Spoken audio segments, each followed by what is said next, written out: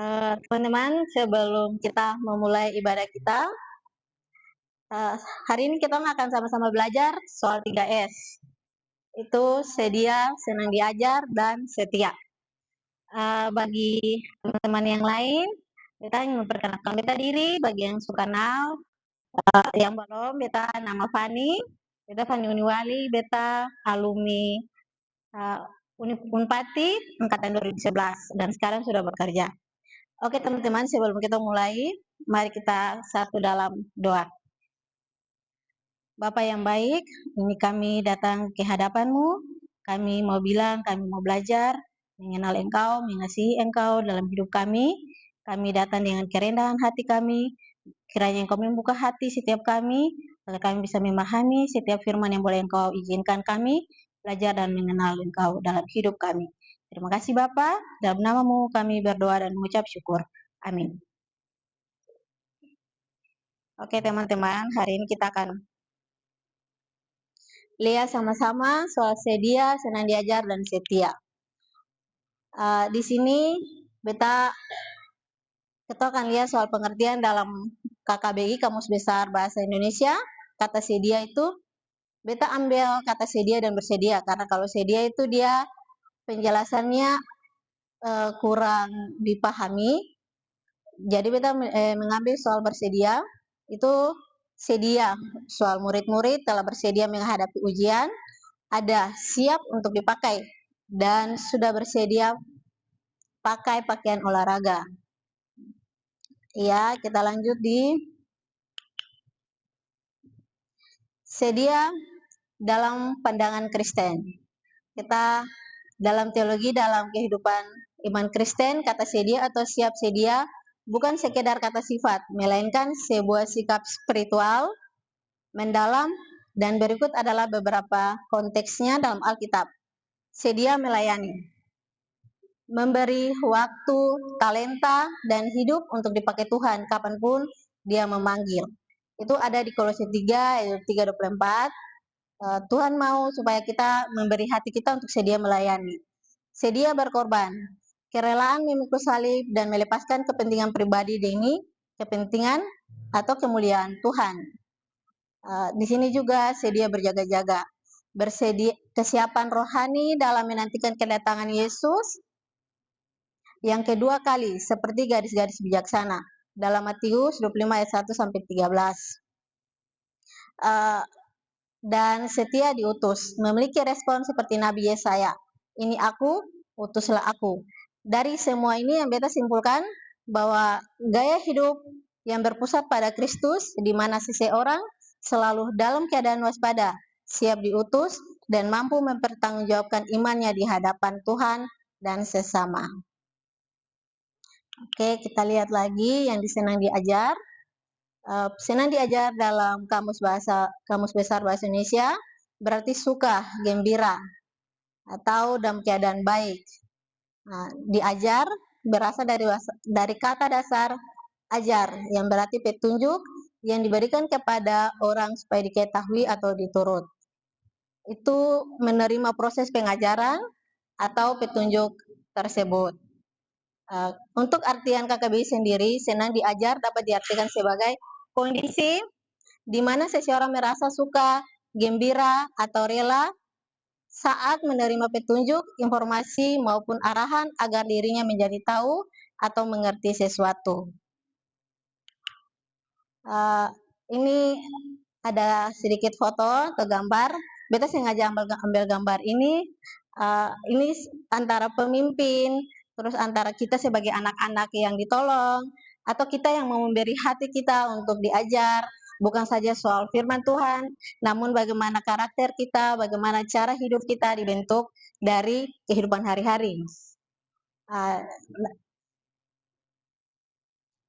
Jadi dalam iman Kristen, senang diajar adalah sikap hati yang rendah hati untuk menerima firman Tuhan, teguran, dan didikan, guna mencapai kedewasaan rohani.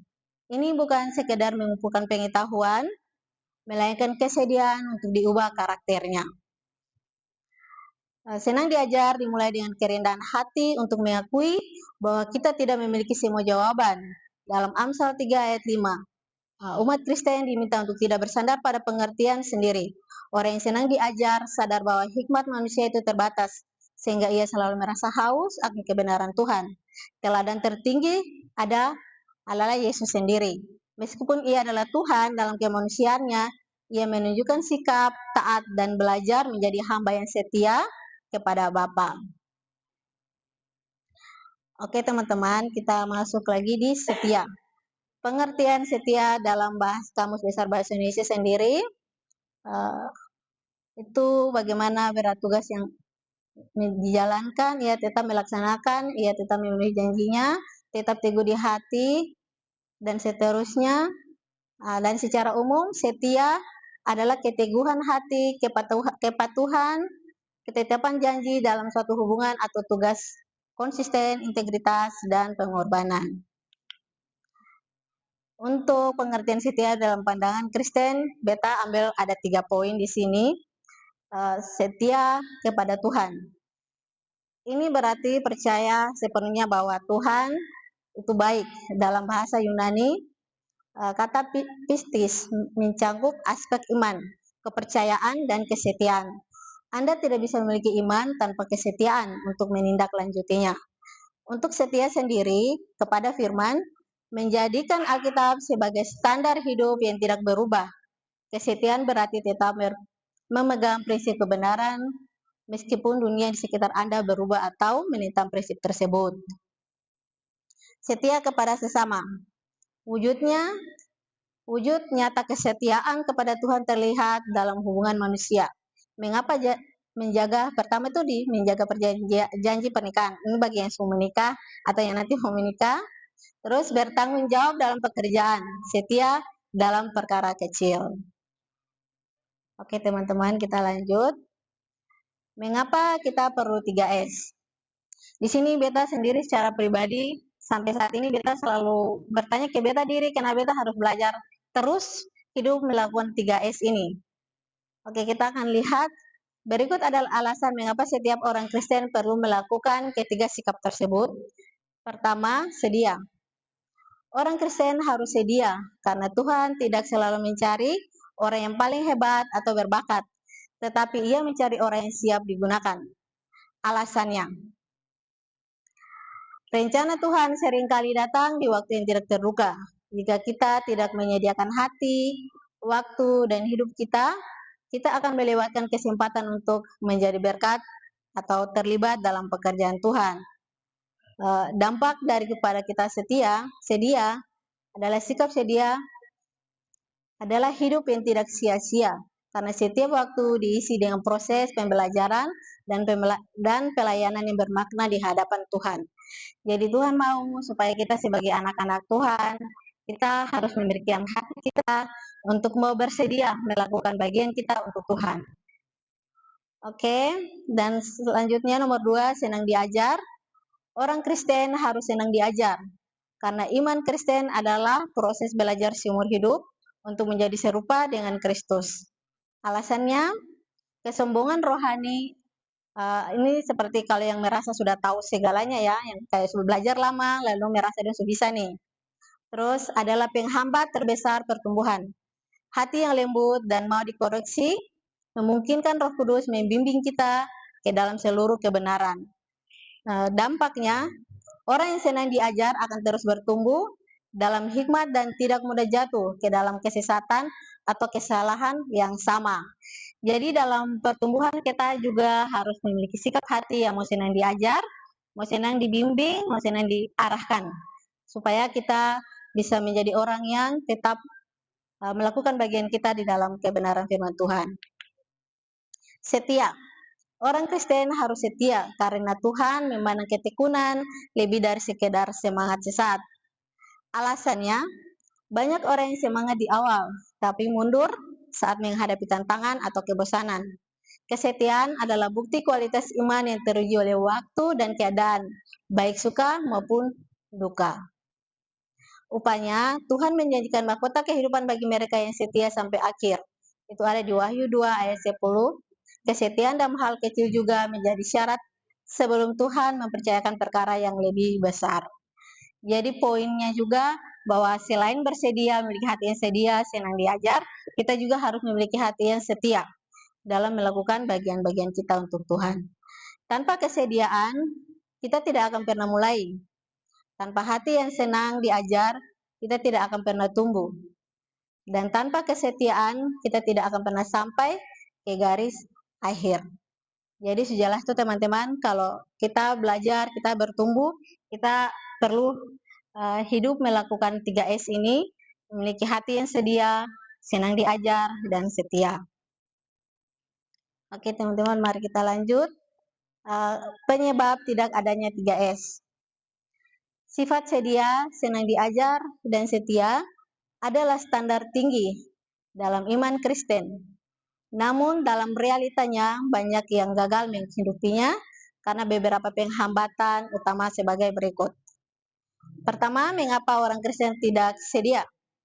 Penyebab utamanya adalah prioritas yang keliru dan keterikatan duniawi. Kadang kita sebagai anak-anak Tuhan ada beberapa hal yang kita sendiri ketika mengambil keputusan dalam mau taat sama Tuhan, mau melakukan bagian kita sama Tuhan, tapi ada antara kebutuhan kita atau tanggung jawab di luar pelayanan atau bagian kita, kadang kita belum cukup berani untuk memilih prioritas yang harus kita ambil atau kita putuskan.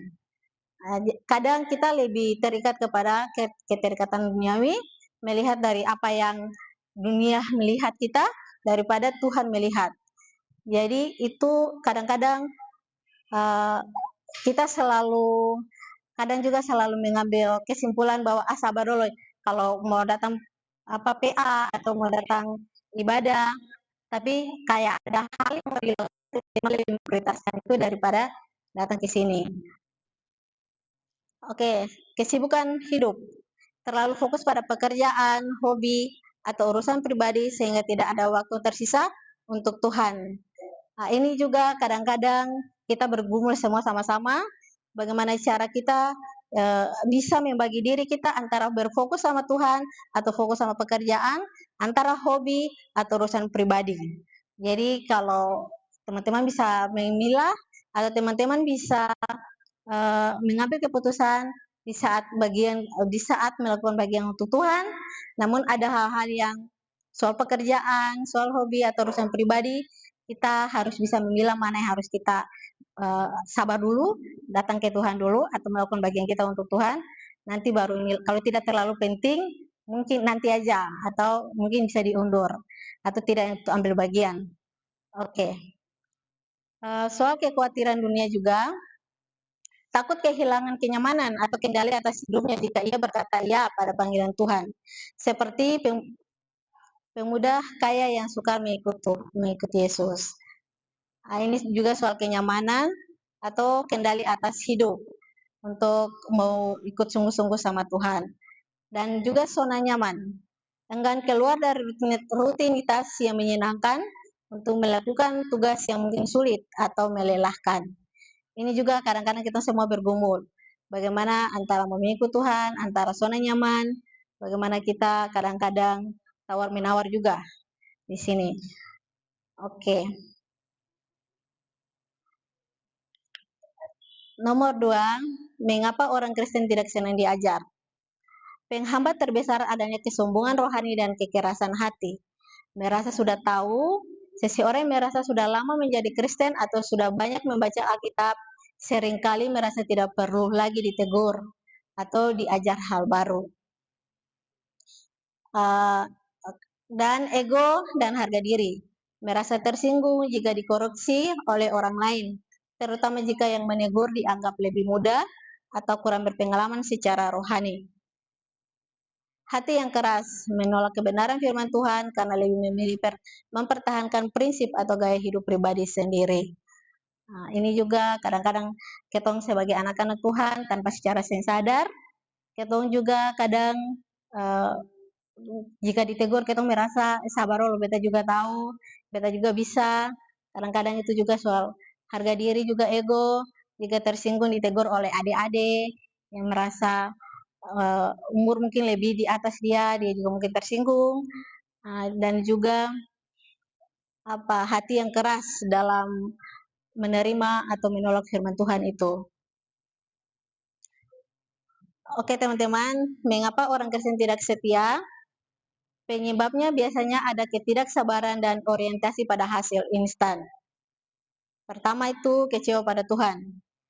Ketika doa tidak segera dijawab atau menghadapi penderitaan, banyak orang Kristen memilih untuk mundur dan berhenti percaya.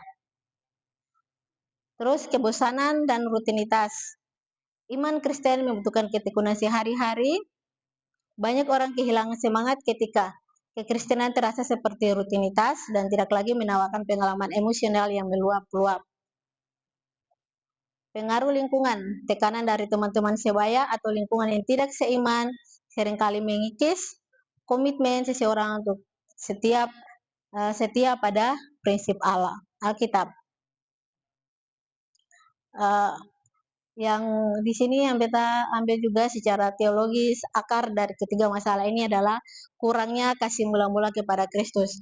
Jika hubungan dengan Tuhan hanya sebatas kewajiban agama dan bukan hubungan kasih yang hidup, maka sulit bagi seseorang untuk tetap sedia, senang diajar, apalagi setia sampai akhir. Beta sendiri juga menyadari bahwa kadang kita semua bergumul, berjuang bagaimana mau tetap hidup setia, sedia dan senang diajar. Dan kita harus bisa melihat apa yang menjadi masalah, apa yang menjadi kendalanya bagi kita untuk melakukan 3S ini. Oke, kita masuk di bagaimana supaya memiliki 3S ini. Memiliki hati yang sedia, senang diajar dan setia adalah sebuah perjalanan pertumbuhan karakter. Beta yang pertama hati yang sedia. Hati yang sedia berarti memiliki kerelaan untuk bergerak tanpa dipaksa. Memandang pelayanan atau tugas sebagai kehormatan, bukan beban.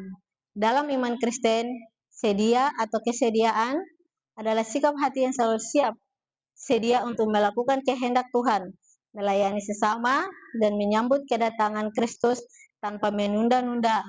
Dan ada beberapa poinnya. Yang pertama, siap melayani.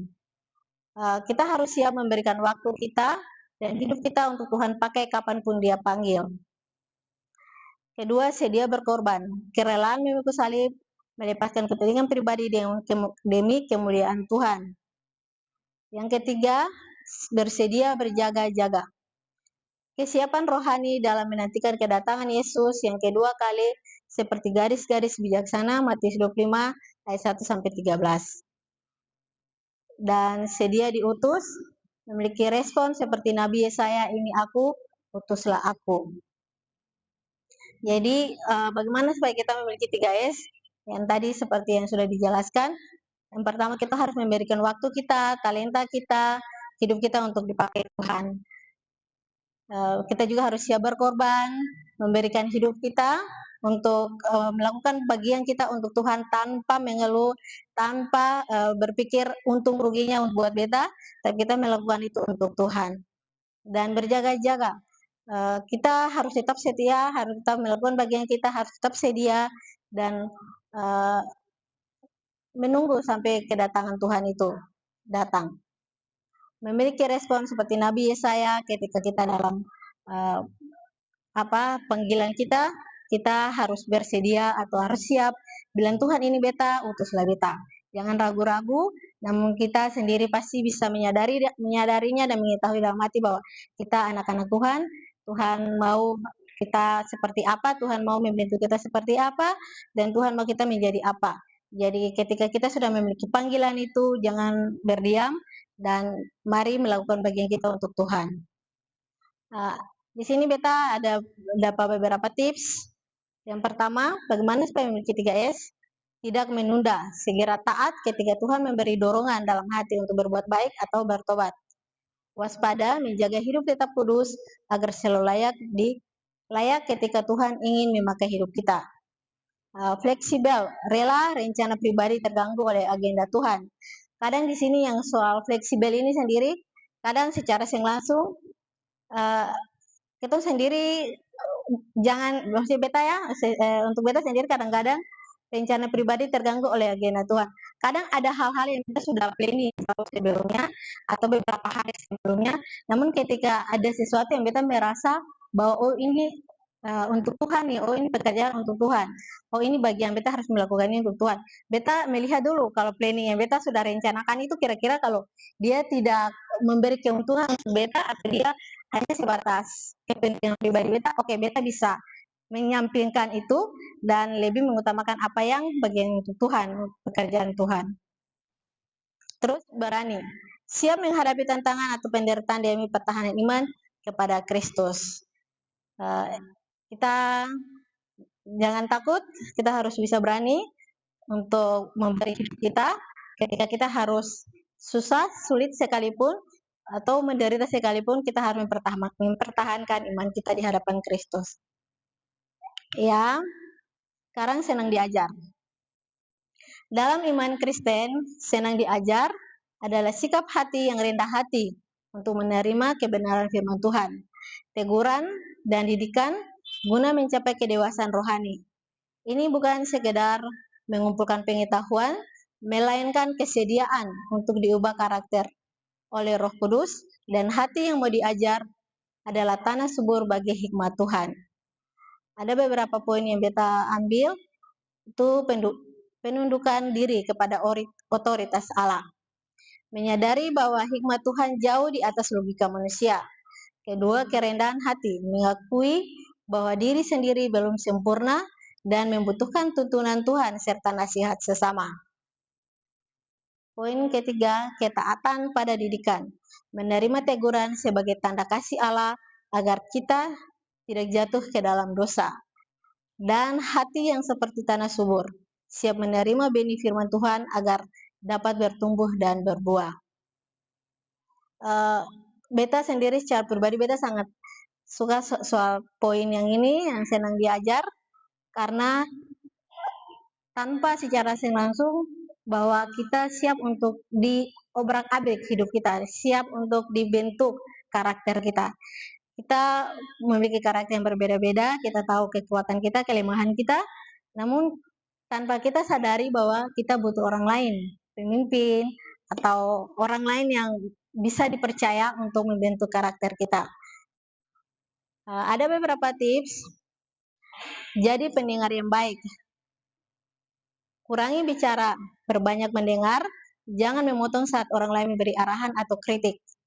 Kalau di sini biasanya, yang beta lihat, atau yang beta sendiri alami, kalau beta akan mendengar, beta akan tanpa banyak berbicara, beta akan mendengar dan berpikir, merenung.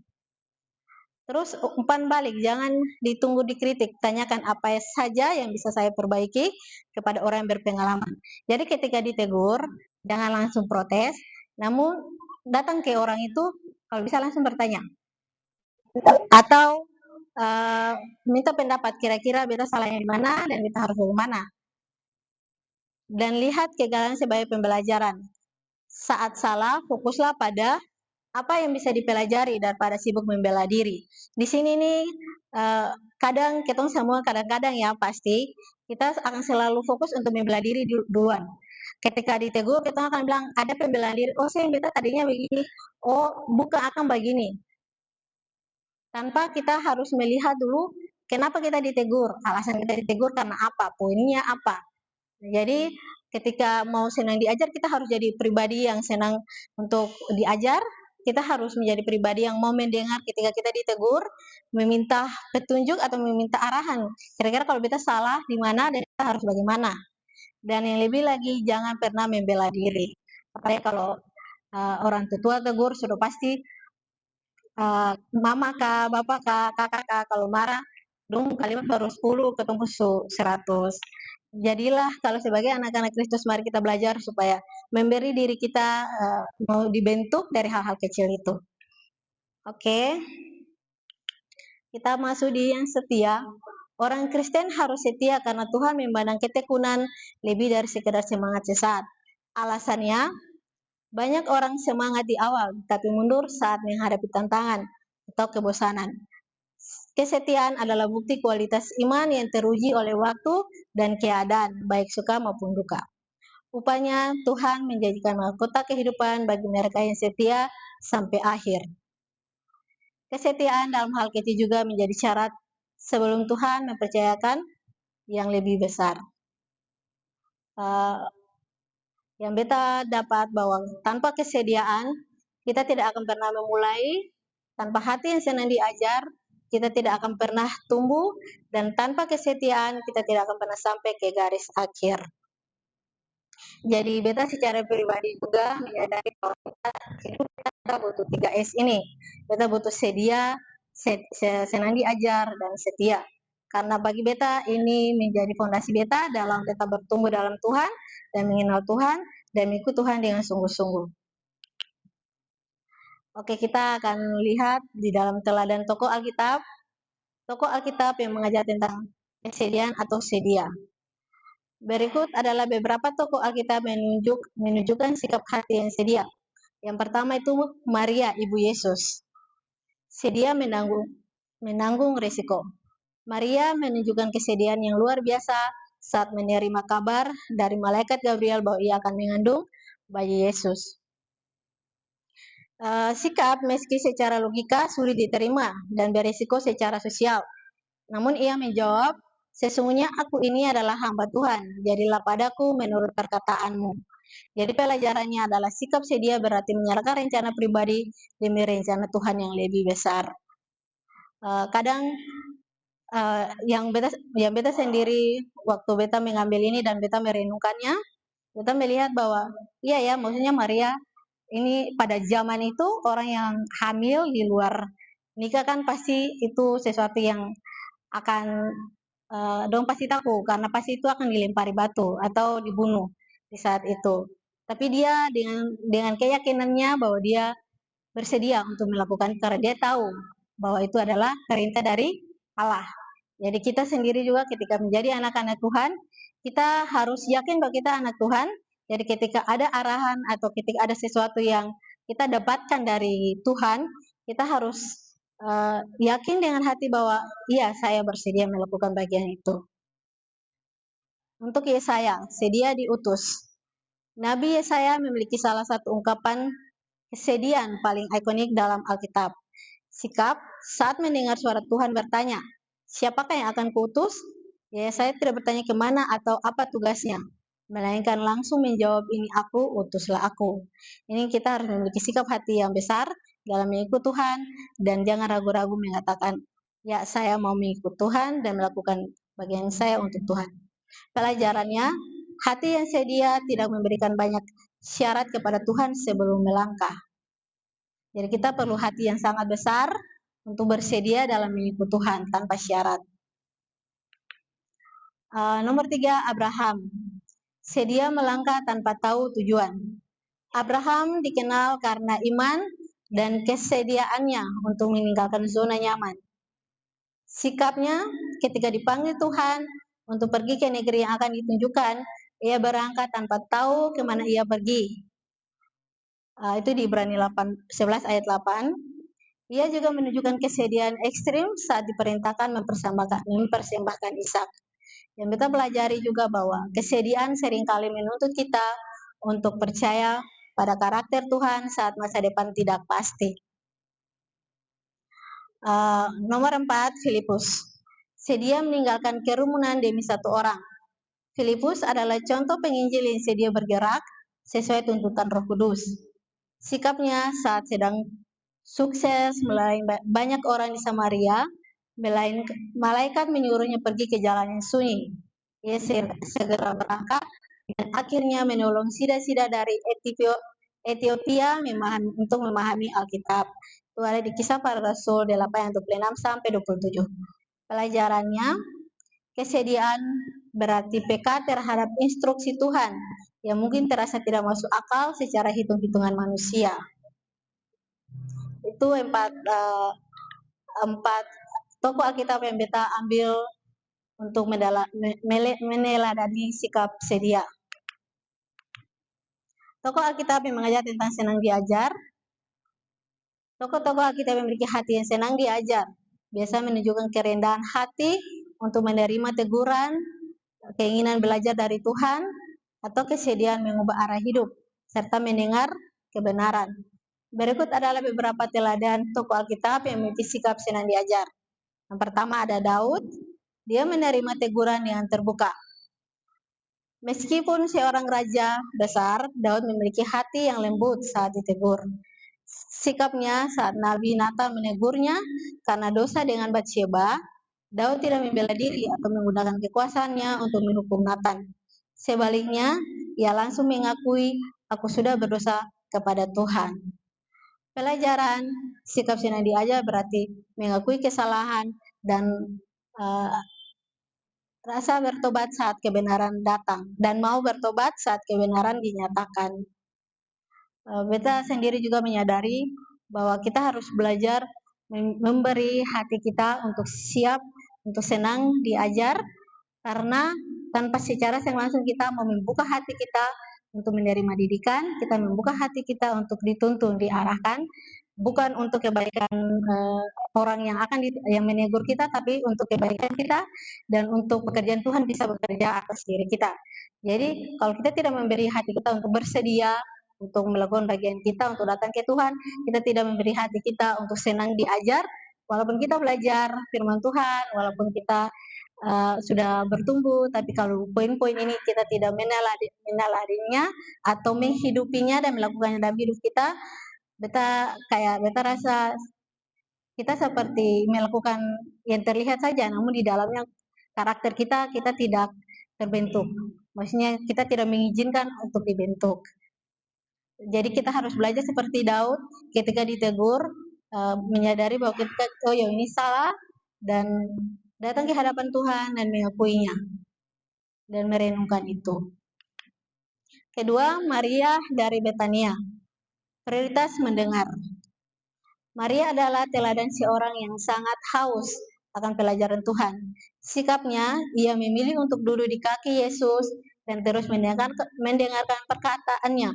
Sementara saudaranya Marta sibuk dengan pelayanan meja. Yesus memujinya karena telah memilih bagian yang terbaik. Pelajarannya, senang diajar berarti tahu kapan harus berhenti sibuk dan menyediakan waktu khusus untuk belajar dari Tuhan. Nomor 3, Timotius, murid yang setia. Sebagai pemimpin muda, Timotius menunjukkan ketekunan dalam belajar dari mentornya, Paulus. Sikapnya, Paulus menyebutnya sebagai anak sah dalam iman. Timotius bersedia dididik, dikirim ke berbagai jemaat yang sulit, dan mengikuti nasihat-nasihat Paulus yang tertuang dalam surat-suratnya. Itu di Timotius 1 dan Timotius 2. Pelajaran, hati yang senang diajar melibatkan kesediaan untuk dibimbing oleh orang yang lebih berpengalaman dalam iman.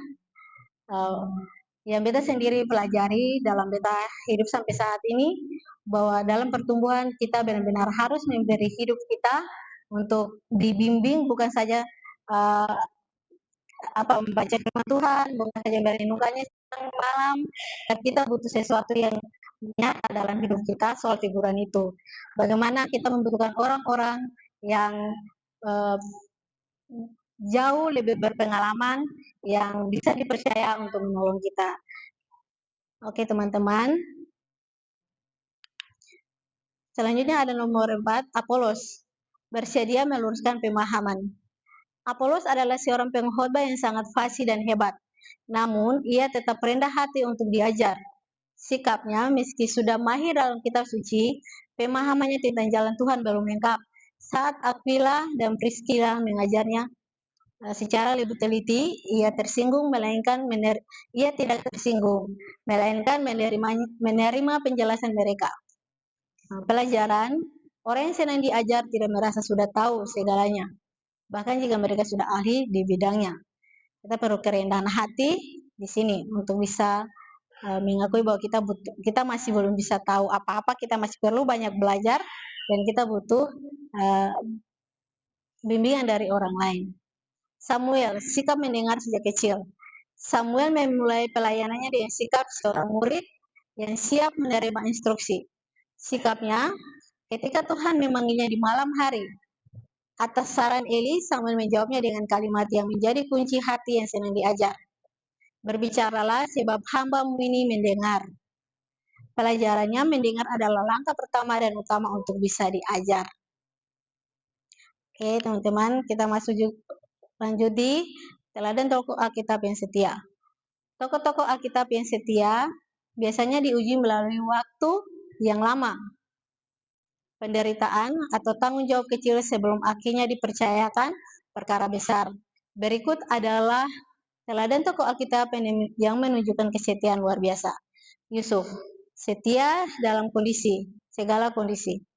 Yusuf adalah teladan kesetiaan baik saat berada di sumur, di rumah Potifar, di penjara maupun di istana.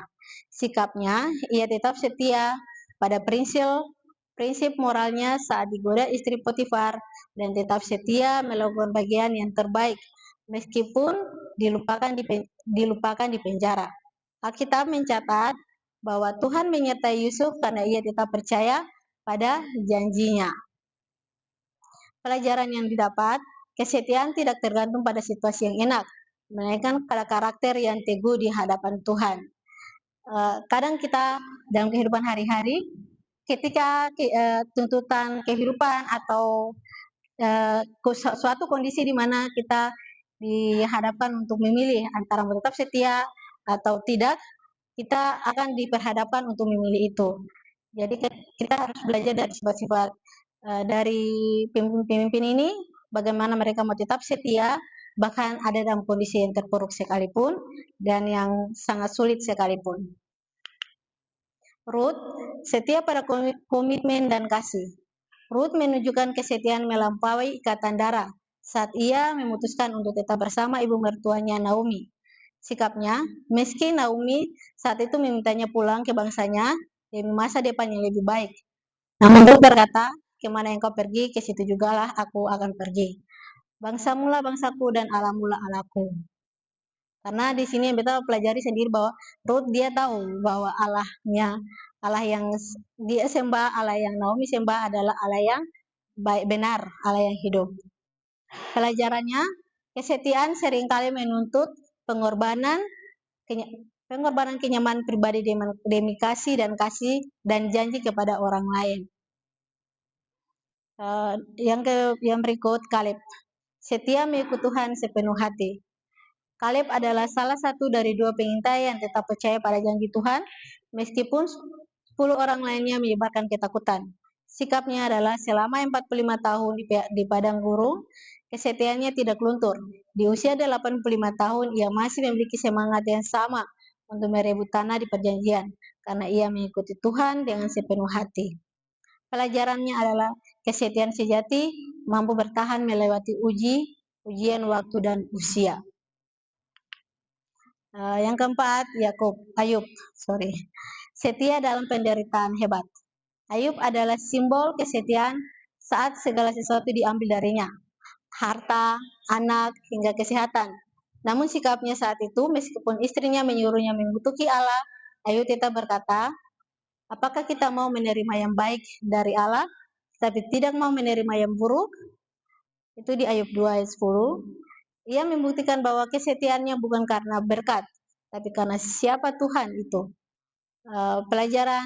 Pelajarannya, kesetiaan diuji saat kita tidak mendapatkan apa yang kita inginkan, namun tetap memilih untuk tetap percaya dan menyembah Tuhan. Ada Daniel juga setia dalam kondisi kedisiplinan rohani. Daniel menunjukkan kesetiaan pada aturan Tuhan di tengah lingkungan penyembah berhala di Babel. Sikapnya, ia tetap setia menjaga kekudusan makanannya dan tetap setia berdoa 3 kali sehari menghadap Yerusalem. Meskipun ada ancaman hukum mati di Gua Singa saat itu. Pelajarannya, kesetiaan berarti berani berbeda dan konsisten dalam disiplin rohani bahkan di bawah tekanan. Oke teman-teman, mungkin itu beberapa hal yang kita katakan dalam pelajaran hari ini soal senang diajar dan setia, dan ada beberapa poin yang kita mau mengajak teman-teman untuk kita sama-sama evaluasi dan melihat dari ini. Beta mungkin bisa memberikan teman-teman beberapa 5 menit atau beberapa waktu untuk teman-teman bisa menulis apa yang sulit saya lakukan dari ketiga poin ini, dari yang sedia, senang diajar, dan setia. Terus nomor 2, siapa yang saya bisa minta tolong untuk memantau saya dalam menerapkan poin di atas. Maksudnya ketika teman-teman sudah menentukan apa yang susah, teman-teman bisa meminta tolong kira-kiranya kalau beta butuh seseorang nih, beta butuh pemimpin atau siapa yang bisa memantau beta untuk menerapkan poin yang pertama ini. Dan yang ketiga, berapa lama waktu yang saya butuhkan.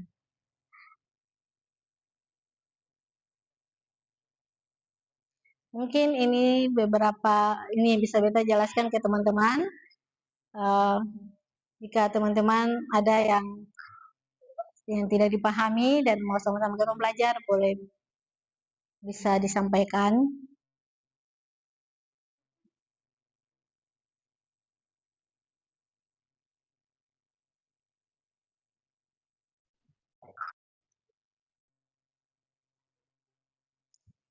Ya, teman-teman, beta kasih beberapa menit untuk teman-teman isi.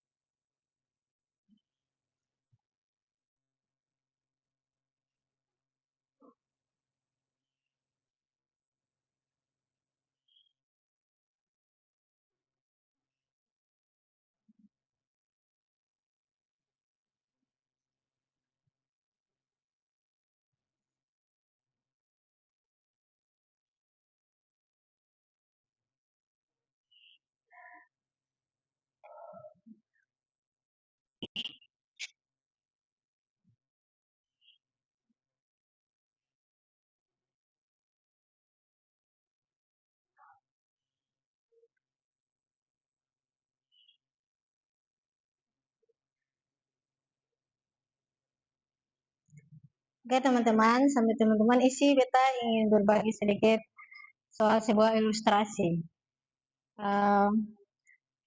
Ada seorang tukang ledeng, tukang pikul air.